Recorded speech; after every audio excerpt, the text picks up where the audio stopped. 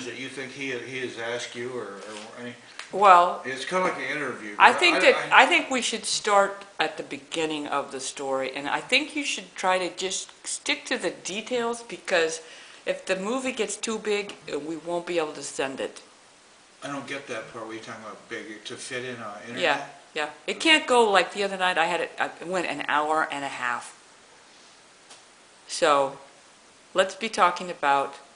The last bear, or can't talk about the other two? Oh, you wanted the whole story from the beginning.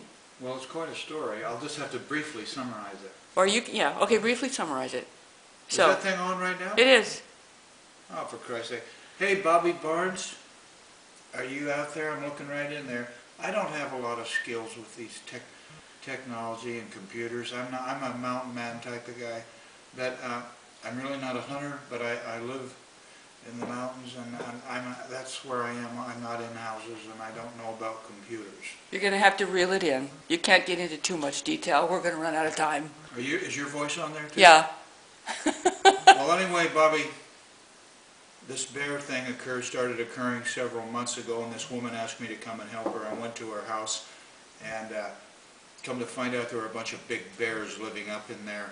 Her backyard opens up into some big mountains and meadows, and it's a perfect habitat. In normal years, a lot of acorns, whatnot. But anyway, so she's a zoologist and fed all the animals in the neighborhood, and her place is crawling with coons at night, and there's deer sleeping under the porch, and I mean, it's the goddamnest thing you ever seen. But anyway,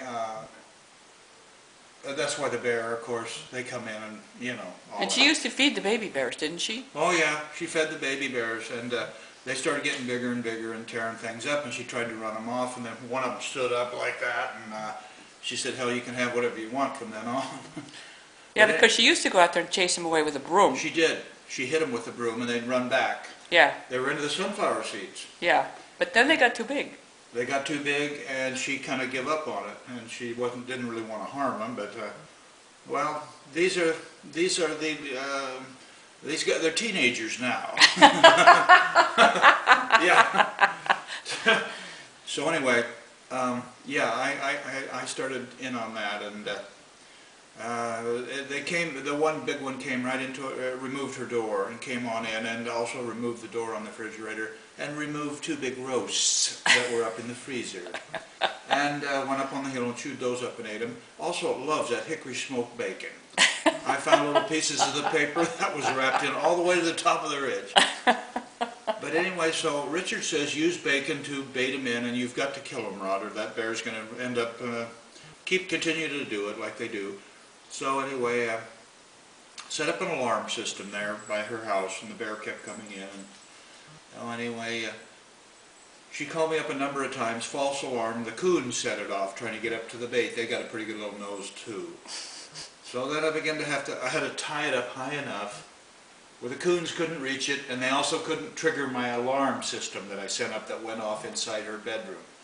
And so anyway, finally one day, a number of dry runs up there, go up there, the bear's gone, or just run off, or a number of things. But one day she called and I went up, it was 5 o'clock in the afternoon. I went into her garage and looked out the little door, and here's a great big old bear sitting there, just sitting there in the sun, going like this. He was going like that, and he was big. As a matter of fact, he was so big, he kind of spooked me. He's the biggest one I saw ever, and I've seen a lot of them.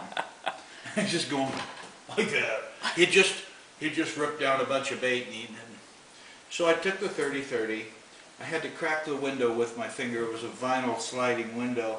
I had to crack it just enough to get the barrel out. I did that, shoved the barrel out. I looked right into his eyes when I cracked it to see if he'd noticed the sound, He didn't even notice.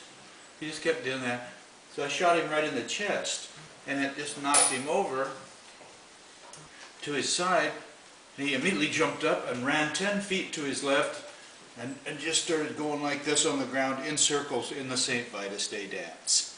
And I thought, well, he's done. I could have pumped another one into him, but I thought, he's done. Well, I was wrong. And he ran straight up the hill just like a Olympic sprinter. Faster than I could run when I was 17. So I went and got Buck and we started tracking. There was nothing to track. There was no blood. And I know I didn't miss. You know. I would have knocked him down and he wouldn't have done that deal like that. You know, I mean, I didn't miss him. No. If I had missed him, he'd have just run, I mean, he'd have heard the noise and run off, you know, or whatever. But. So anyway, can you shut that off for a little breather?